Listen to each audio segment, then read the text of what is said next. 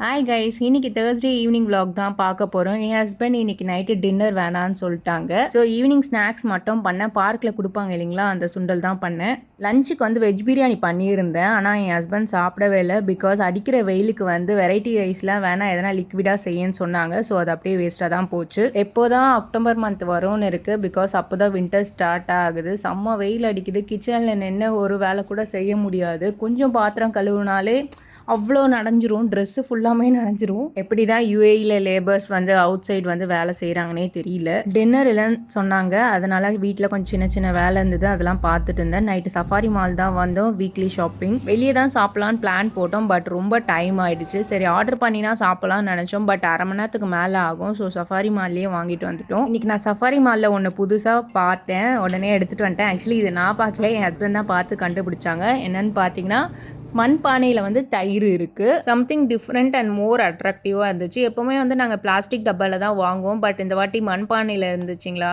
So வாங்கிட்டு வந்தோம். Taste எப்படி இருக்குன்னு தெரியல, அட்ராக்டிவாக இருந்ததுனால வாங்கிட்டு வந்துட்டோம்.